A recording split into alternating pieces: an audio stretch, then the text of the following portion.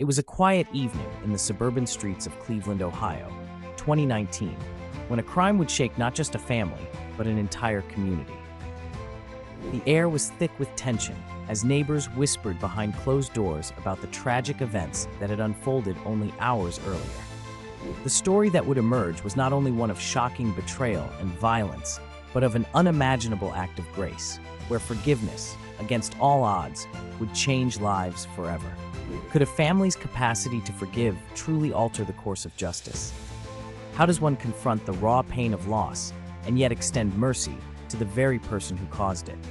This is the story that exposes the darkest corners of human cruelty, yet shines a blinding light on the power of compassion and redemption.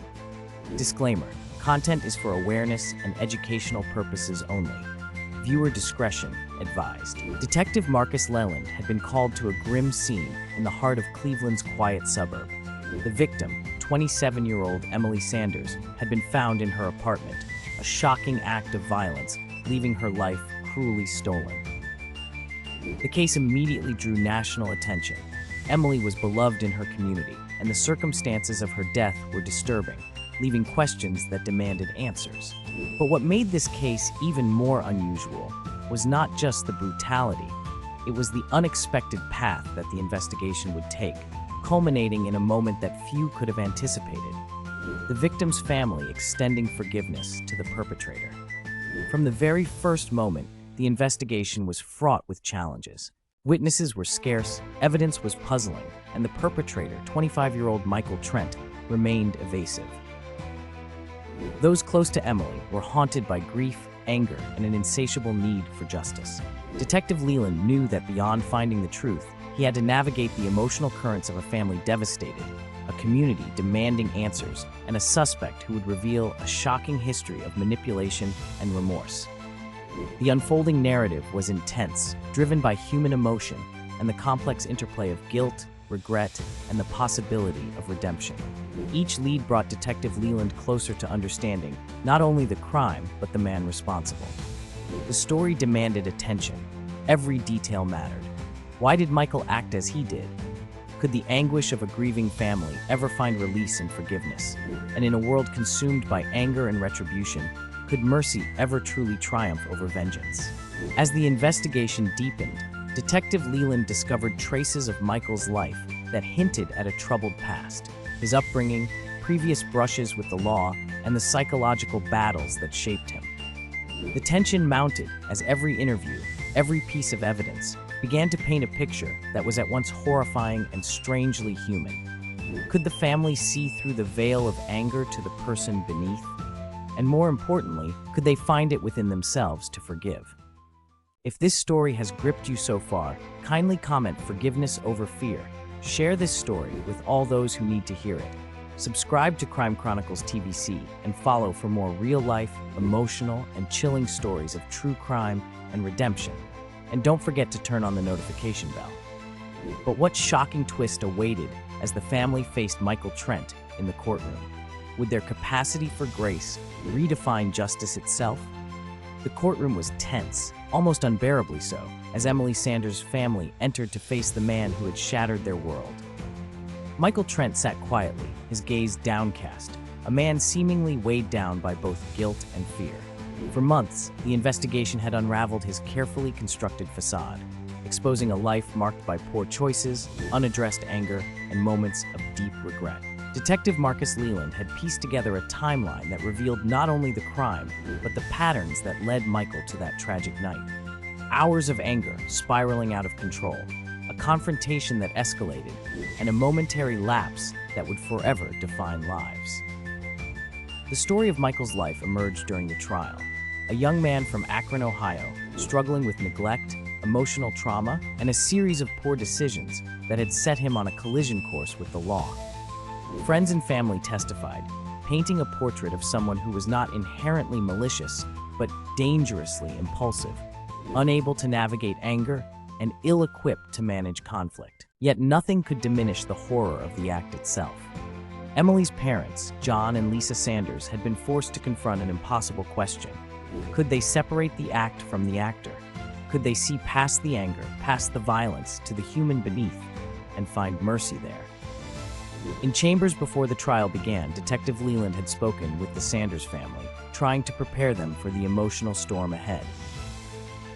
Justice, he said, does not always mean vengeance. Sometimes it means facing your pain with clarity and maybe even compassion. The words sounded almost impossible. Forgiveness in such a case was unthinkable to many, but Emily's family had always believed in the power of grace. They struggled, wrestled, and wrestled some more with the enormity of what forgiveness would require. The trial itself revealed shocking twists. Witnesses contradicted themselves. Michael's remorse seemed genuine yet fragile, teetering between self-preservation and true contrition. Evidence painted a chillingly clear picture of the crime, a moment of rage that escalated to lethal violence. And yet, as the defense laid bare Michael's chaotic upbringing, the family began to see a young man broken by circumstances, yet capable of change. Could someone capable of such darkness ever truly be redeemed? At a pivotal moment, Emily's mother, Lisa, took the stand. Her voice trembled as she spoke not only of grief but of hope, a radical hope that mercy could exist even in the most painful circumstances. "I cannot undo what happened," she said, her words echoing across the courtroom. "But I can choose how it defines me, and I choose forgiveness, not hatred." The courtroom gasped. Never had an act of mercy been so profound, so challenging, and yet so human. Detective Leland watched closely, noting the shock on the faces of prosecutors, journalists, and even Michael Trent. What had started as a straightforward case of murder had evolved into something entirely different, a study of humanity at its most extreme. The family's decision created a moral and emotional earthquake, one that would ripple far beyond the courtroom. If this story has gripped you so far, kindly comment "Mercy Amid Pain." Share this story with all those who need to hear it. Subscribe to Crime Chronicles TVC for more gripping, emotional, and shocking true crime narratives, and turn on the notification bell. But how would the justice system respond to such a profound act of forgiveness? Could mercy truly coexist with accountability? The tension in the courtroom intensified as the judge called the next session to order. Michael Trent sat rigid, the weight of scrutiny pressing down on him like a physical force.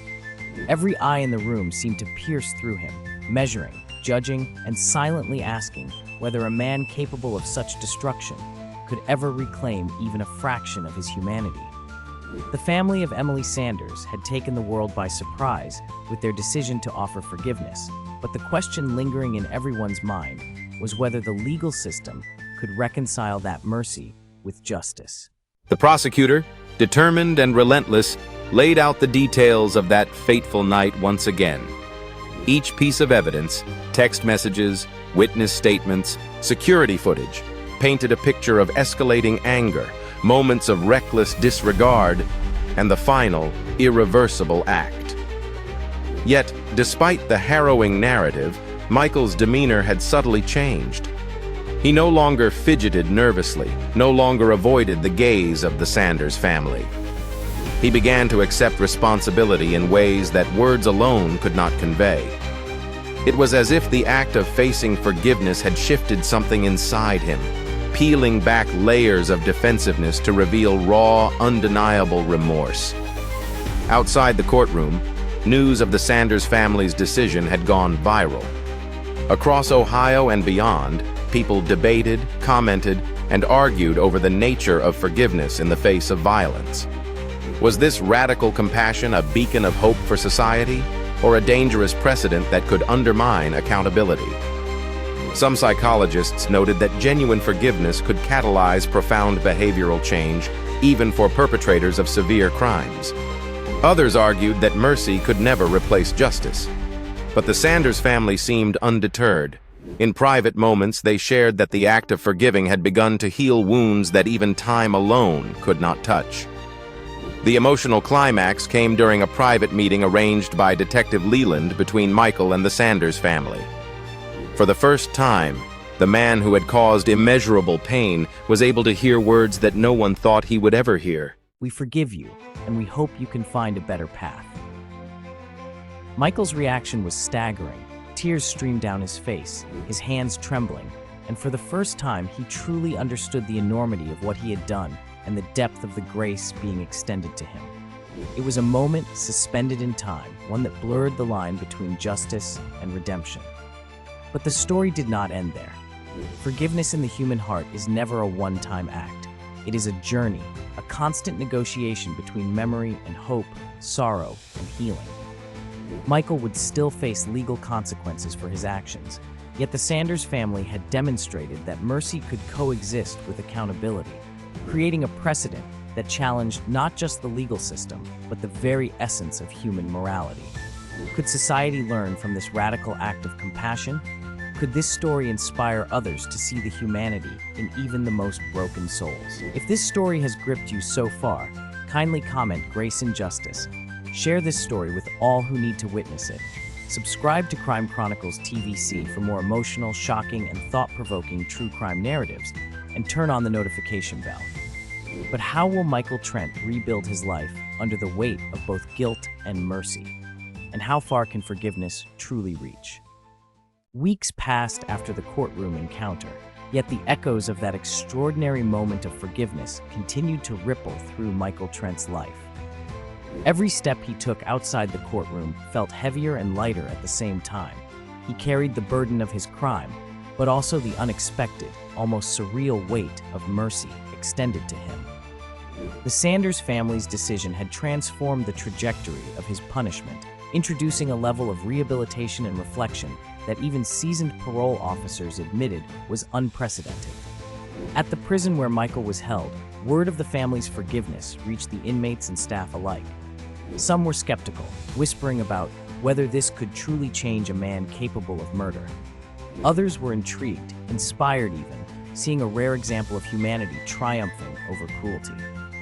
Michael, once withdrawn and hardened by the consequences of his actions, began attending therapy sessions with renewed engagement. He pored over journals, letters, and even poetry, seeking to confront the darkness he had carried for so long. Every tear shed in the sterile prison room was both penance and liberation, a silent acknowledgement that forgiveness, while a gift, demanded transformation. Outside prison walls, the Sanders family faced their own complex emotions. They had opened a door many considered impossible to open. The public spotlight intensified, and social media forums debated endlessly. Could forgiveness coexist with accountability? Did this radical act undermine justice or redefine it? Emily Sanders' mother, Rachel, spoke at a community gathering, her voice steady but raw with emotion. "We are not excusing what he did," she said. "We are recognizing that forgiveness can exist even when justice must follow. It is our way of reclaiming peace for ourselves and for our community." Her words resonated, sparking conversations across news outlets and forums about restorative justice, morality, and the healing power of compassion. Back in prison, Michael's rehabilitation took a tangible form. He volunteered for literacy programs, helped fellow inmates with conflict resolution, and even wrote letters to victims' families, offering support and acknowledging shared suffering. Each act, while small, was a step toward reconciling his past with a future where remorse and accountability could coexist. Yet the question lingered. Could one man, forever marked by a tragic act, find redemption in a world still so quick to judge and condemn? The answer was unclear, but every small change in behavior was a testament to the profound influence of mercy in human transformation. As the season turned, Detective Leland reflected on the case that had started with a gruesome crime, but evolved into a story of unexpected grace. He documented the unfolding events meticulously, understanding that this narrative challenged conventional wisdom about justice, punishment, and forgiveness. Would society, hardened by years of black and white judgments, ever embrace the nuanced truth that people could change, even after committing unspeakable acts? Could forgiveness, when genuinely extended, serve as a catalyst for broader societal healing? If this story continues to stir your curiosity and reflection, comment "Mercy Matters." Share this story with those in your circle who need to witness its depth. Subscribe to Crime Chronicles TVC for more emotional, suspenseful, and transformative true crime narratives, and hit the notification bell. But the question remains, can Michael Trent truly walk a path of redemption while carrying the shadows of his past? And can the world accept such a journey? The months in prison turned into a year, and Michael Trent's life had shifted in ways few could have predicted. The initial shock of forgiveness from the Sanders family had gradually settled into a daily, almost humbling reality. He walked the corridors with a quiet purpose, no longer a man defined solely by his past, but by the effort to reconcile with it. Prison staff began noticing subtle but significant changes. He mediated conflicts between inmates, volunteered for educational programs, and even facilitated grief circles for those who had lost loved ones to violent crime. Redemption, once an abstract concept, had begun to take form in real, measurable acts of responsibility. Outside, the Sanders family remained both a source of moral inspiration and a test of societal expectation. Every public statement, interview, or community engagement drew attention, praise, and criticism alike. Their courage in forgiving did not erase the tragedy, but reframed it, challenging the world to consider justice not as vengeance alone, but as a balance of accountability and compassion. Emily Sanders continued to meet with victim support groups, advocating for restorative justice policies and telling the story of a family who chose empathy over hatred. Forgiveness is not weakness, she insisted. It is a conscious act of courage, a commitment to healing that honors both the past and the future. Detective Leland, who had initially brought the case to closure, remained deeply affected. He often revisited his notes, replayed the interviews, and reflected on the improbable journey from crime to compassion. He realized that while the legal system enforced justice, the human heart had its own capacity to redefine it. Michael's transformation was not a headline or a statistic. It was a testament to the power of mercy and the resilience of the human spirit. Leland couldn't help but wonder, could more cases be approached through restorative frameworks without undermining justice? Could society learn that true accountability sometimes comes hand in hand with grace? As parole hearings approached, Michael prepared not with bravado, but with humility. Each day was a test of consistency, of demonstrating that forgiveness was not merely a gift to be received, but a responsibility to honor. When the parole board finally convened, his conduct, rehabilitation efforts, and the unprecedented support from the Sanders family played a pivotal role. Though the world outside was fraught with skepticism, there was a tangible sense of hope, a possibility that a man who had once caused immeasurable pain could now contribute positively to society. The story of Michael Trent and the Sanders family leaves a profound question lingering in the minds of every witness. Can acts of forgiveness ripple outward to create genuine transformation, even in the darkest corners of human experience? Can society embrace stories where justice and mercy coexist, and where redemption is earned through conscious effort, not entitlement? If this emotional and chilling true crime story has moved or inspired you, comment Mercy Matters, share it with those in your circle who need to hear it. Like and subscribe to Crime Chronicles TVC for more gripping, transformative narratives, and turn on the notification bell to never miss an episode. This is Crime Chronicles TVC, your daily dose of real crime stories. Stay tuned for more gripping tales of justice, betrayal, and survival that will keep you on the edge of your seat.